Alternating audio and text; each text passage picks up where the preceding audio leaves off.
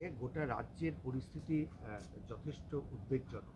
আপনি দেখেছেন যে মুর্শিদাবাদ, মালদা। উদ্বেগজনক নয়, ভয়াবহ। মুর্শিদাবাদে যে ড্যামেজটা 11 এবং 12 তারিখ করেছে, আপনি এর ভয়াবহতা আপনি মাপার কোনো জায়গা নেই। মানে একদম প্যাথেটিক। মানে গ্রামের পর গ্রাম, হিন্দু যেখানে সংখ্যা কম, 28টা বাড়ি, 30টা বাড়ি, 50টা বাড়ি স্ম্যাশড করে দিয়েছে।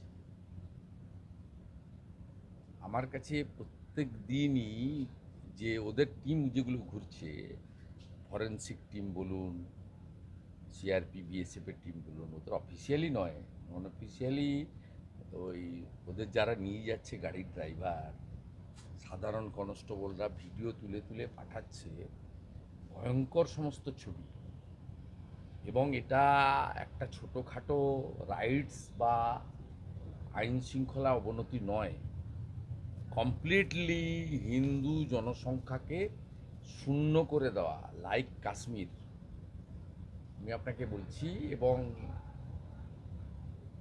যে প্যানিকটা তারা 11-12 দেখেছেন, এই প্যানিকটা কিন্তু তাদেরকে কোনোভাবে কনফিডেন্স বিল্ড আপ করা যাবে না যতক্ষণ পর্যন্ত আপনাকে কোনো স্ট্রং গভর্নমেন্ট মেজার না নিচ্ছে। আপনি কম্পেনসেশন বলুন, ওই টহলদারি বলুন, সর্বদলীয় মিটিং বলুন, সর্বধর্মের সংহতি সভা বলুন, নেতাদের পাঠিয়ে বলুন, কোনোটারই আউটকাম আপনি কিছু করতে পারবেন না। এবং দেখুন, আই ওয়ান্ট রেজাল্ট। আপনাদের অনেকে মিডিয়াতে থাকার জন্য অনেক কিছু করছেন, আমি এর মধ্যে নেই। আমি 11 তারিখে মোথাবিড়ি থেকে ফিরে এসেই প্রেস কনফারেন্স করে সিএমকে, চিফ সেক্রেটারিকে আপিল করা, গভর্নরকে লেখা, যা যা করার পরে 12 তারিখে কোর্টে গিয়ে অর্ডার আনিয়ে, কারণ আমাকে 12 তারিখ সকালবেলা বিএসএফের অফিসাররা বলল যে ডিএম বললেন যে আমাদের বর্ডারে চলে যেতে। আমি তখন দেখলাম কোনো অপশান নেই। এবং হরগোবিন্দ দাস, গোবিন্দ দাস এদেরকে তুলে নিয়ে যাচ্ছে, গ্রামের পর গ্রাম জ্বালিয়ে দিচ্ছে। এবং আমি যখন দেখলাম গভর্নমেন্ট রিলিভ করছে না, আমি আপিল করেছিলাম থ্রু গভর্নর রেড ক্রসকে, মানে টুইটে, এক্সে, আর কে মিশনকে, ইসকনকে, ভারত সেবাশ্রম সংঘকে। ভারত সেবাশ্রম সংঘ ঔরাঙ্গা ব্রাঞ্চ প্রথম দিন থেকে কাজ করেছেন। আমি গ্রেটফুল আর কে মিশনের কাছে, তারা ম্যাসিভ কাজ করছেন প্রচারের আড়ালে থেকে।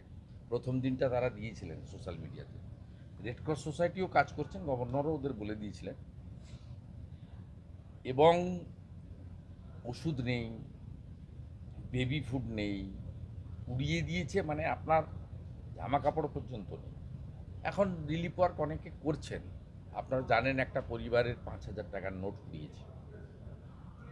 একটা বিড়ি শ্রমিক মহিলা, হিন্দু পরিবার, 1.5 লক্ষ টাকা মেয়ের বিয়ের জন্য রেখেছিল, নিয়ে পালিয়ে গেছে। ড্যামেজটা ম্যাসিভ। আজকে জৈন সমাজ ওখান থেকে আমাকে, তারাও ক্ষতিগ্রস্ত হয়েছে ধুলিয়ানের।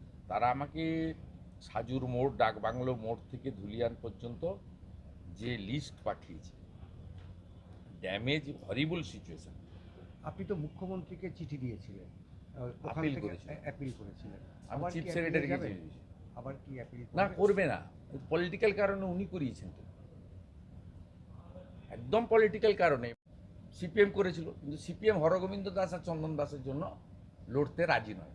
বরঞ্চ মোহাম্মদ সেলিম মমতা ব্যানার্জির গ্রেপ্তার দাবি না করে, ধুলিয়ানের চেয়ারম্যানের গ্রেপ্তার দাবি না করে, ধুলিয়ান টাউনের টিএমসি সভাপতির গ্রেপ্তার দাবি না করে, শামশেরগঞ্জের এমএলএর গ্রেপ্তারের দাবি না করে আমার গ্রেপ্তারের দাবি করেছে মিডিয়ার সামনে। উদ্দেশ্য পরিষ্কার, যে ওরাও অ্যাপিজমেন্ট পলিটিক্সটা করছে, মমতা ব্যানার্জি সরাসরি করছে, ও ঘুরিয়ে করছে। হলো সিপিএম স্ট্যান্ড। কংগ্রেস তো তার স্ট্যান্ড জানেন, কংগ্রেসের স্ট্যান্ড নতুন করে বলার কারণ নেই। এবং কংগ্রেস বুঝতে পারছে যে তাদের যে মুসলিমগুলো ভোট দিয়েছিল 24-এ, সেই মুসলিমগুলোকে মমতা ব্যানার্জি দাঙ্গা লাগিয়ে নিয়ে নিল। এটা কংগ্রেসের লোকেরা বুঝতে পারছে, ঈশা খান চৌধুরীও বুঝতে পারছে, অধীর রঞ্জন চৌধুরীও বুঝতে পারছে, কিন্তু তারা নিরুপায়, তাদের কিছু করার নেই, কারণ দিল্লির নেতারা তাদের এখানে চায় না এখানে কংগ্রেস থাকুক। এবারে থাকলো তৃণমূল কংগ্রেস। তৃণমূল কংগ্রেস এই দাঙ্গাটা করিয়েছে। ও তৃণমূল কংগ্রেস পুলিশ মন্ত্রী, যার 220-25টা এমএলএ, বিপুল ক্ষমতা, তিনি পুলিশকে ওখানে মার্কেট থেকে হাওয়া করে দিয়েছে।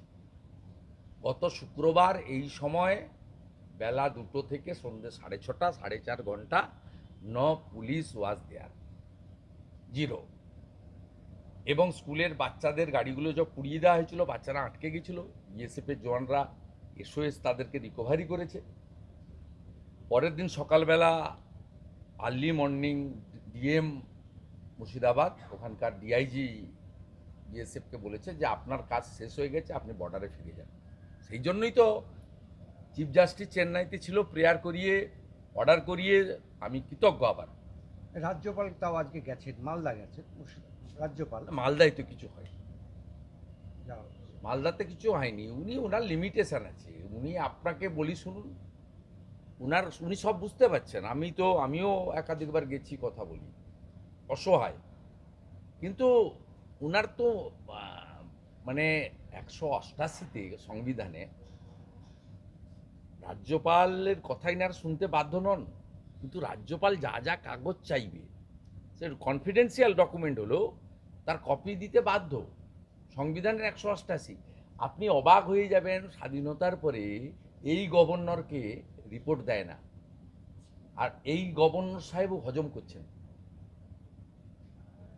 নয় সাংবিধানিক রাষ্ট্রপতিকে ওনার রিপোর্ট করা উচিত, নয় আমি আরটিআই করেছি, আমাকে কপি দিলে তো আমি কোর্টে চলে যাই। আমাকে ওনার অফিসও কন্ট্রোলে নেই, রাজভবনের office control by Mamata Banerjee. আমার আরটিআইয়ের উত্তর পাইনি আমি।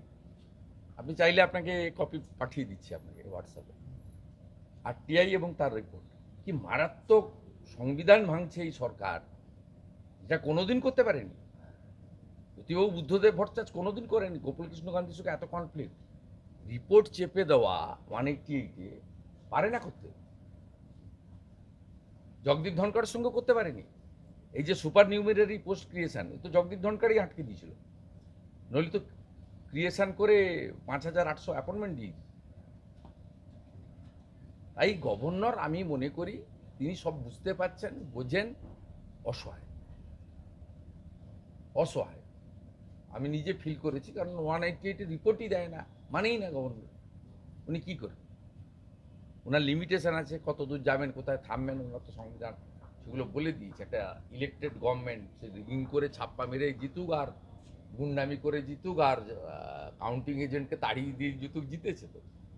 লিমিটেশন আছে। আমি বলবো গভর্নর অসহায়। আর মালদাতে কিছু হয়, যা হয়েছে ওখানে হয়েছে, ও ডিভাস্টেশন। অন্য কোনো ইস্যুতে আলোচনা করার দরকার নেই। মুর্শিদাবাদের আক্রান্ত, ক্ষতিগ্রস্ত, নিপীড়িত, উচ্ছেদ হওয়া, সর্বস্ব খুঁজে ফেলা, হিন্দুদের পাশে দাঁড়ানো, তাদেরকে সমস্ত রকম সাহায্য করা, এটা এখন সমস্ত যাদের হুঁশযুক্ত মানুষ আছে তাদের ডিউটি হবে। আমি আশা করি সোমবার দিন আমাকে যাওয়ার অনুমতি দেবেন।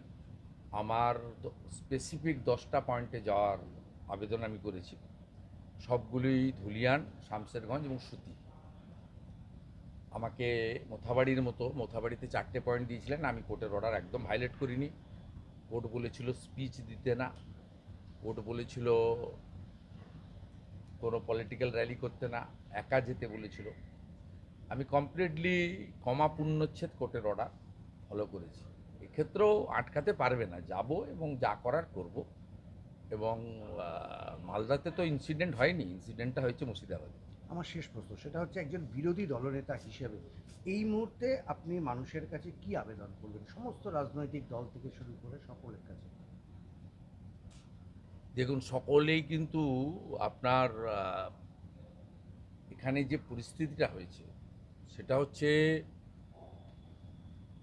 একটা তো বিরোধী দলের ভূমিকা আছে, সেটা তো অন্যরকম, কিন্তু প্রত্যেকে একটা একটা স্ট্যান্ড নিয়ে ফেলেছে। আপনি যদি বলেন যে আমরা বিজেপিরা হিন্দুর পক্ষে স্ট্যান্ড নিয়েছি, তার কারণ হচ্ছে হিন্দু আক্রান্ত। আপনি কোথাও দেখতে পাবেন না যে মুসলিমরা আক্রান্ত হয়েছে। মুসলিমরাও তো 20%-এর নিচে, 10%-এর নিচে, 5%, 2%, 1% মুসলিম আছে। যেটা যোগী আদিত্যনাথজি বলেছেন যে 100টা হিন্দুর মধ্যে 50টা মুসলিম সুরক্ষিত, কিন্তু 100টা হিন্দুর মধ্যে, 100টা মুসলিমের মধ্যে 5 জন হিন্দু যদি থাকে তারা সুরক্ষিত নয়। তাই আমাদের স্ট্যান্ডটা মানবতার পক্ষে, আমার স্ট্যান্ডটা। তার কারণ হচ্ছে হিন্দু আক্রান্ত। আপনি কোথাও দেখাতে পারবেন না যে মুসলিমদের দোকান ভেঙে, মোথাবাড়ি বলুন, ধুলিয়ান বলুন, সাজুর মোড় বলুন, ডাকবাংলো মোড় বলুন, সুতি বলুন, এক লাইনে 5টা দোকান আছে, 2টো হিন্দুর দোকান পুড়িয়ে দিয়েছে, 3টে মুসলিমের দোকান রেখে দিয়েছে। তাহলে এটা তো ধর্মীয় যুদ্ধ বেছে বেছে। এই যে আমি তৃণমূল কংগ্রেসেরই মন্ত্রী ছিলাম, আপনার 19 সালে এনআরসিকে সিএ বলে দাঙ্গা হলো, এই সিদ্দিকুল্লাহ লাগিয়েছিল। তাতে তখন কৈলাস বিজয়বর্গী, যে এখানকার অবজারভার, ওনাকে ওই ওমরপুরে আটকে দিয়েছিল পুলিশ। মমতা ব্যানার্জির সিদ্ধান্ত আপনারা জানেন, আমি পার্ট নই, কিন্তু আমি সেই সময়, কার্তিক মহারাজ জানেন, ভরত ঝাড় তখন তৃণমূলের বেলডাঙ্গার চেয়ারম্যান, জাকির হোসেন মন্ত্রী ছিলেন, খলিলুর রহমান ছিলেন। সেই সময় আমরা রেজিনগরে, বেলডাঙ্গাতে সব হকারদের দোকান পুড়িয়ে দিয়েছিল। আমি নিজে গিয়ে রিলিফ করেছি। ঔরঙ্গাবাদে কালী মন্দির ভেঙে দিয়েছিল। আমি কার্তিক মহারাজকে জিজ্ঞেস করবেন, আমি বিজেপিতে এসে নয়, তৃণমূলের মধ্যে থেকেও ওই কাজগুলো করেছি। যেহেতু তখন কৈলাস বিজয়বর্গী সব বিজেপির নেতাদেরকে ওমরপুরে মমতা ব্যানার্জির পুলিশ আটকে দিয়েছিল তার পলিসি অনুযায়ী, ঢুকতে দেয়নি।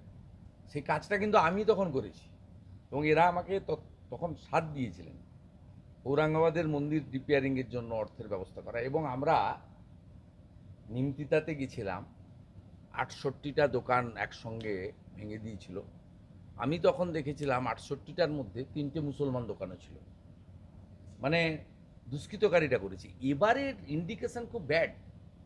মোথাবাড়ি বলুন, সাজুর মোড় বলুন, ডাকবাংলো মোড় বলুন, সুতি বলুন, ধুলিয়ান শহর বলুন, শুধু বেছে হিন্দু। একটা লাইনে 5টা দোকান আছে, 10টা দোকান আছে, 7টা বাড়ি আছে, মার্ক করে করে হিন্দুদের উপরেই হয়েছে। এটা তো হিন্দু শূন্য করার পরিকল্পনা। তাই বিজেপির স্ট্যান্ড আক্রান্তদের পক্ষে, আক্রান্ত হিন্দুরাই। সিপিএমের স্ট্যান্ড খুব ক্লিয়ার, তারা আনিসের জন্য ইনসাফ যাত্রা করে, আপত্তি কিছু নেই। আনিসের ব্যাপারে আমিও সাপোর্ট দিয়েছিলাম, আমিও বিধানসভায় তুলেছিলাম।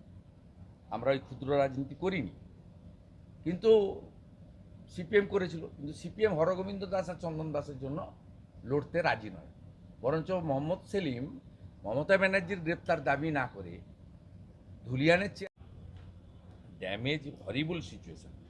আপনি তো মুখ্যমন্ত্রীকে চিঠি দিয়েছিলেন, ওখান আপিল থেকে করেছিলেন। অ্যাপিল করেছিলেন।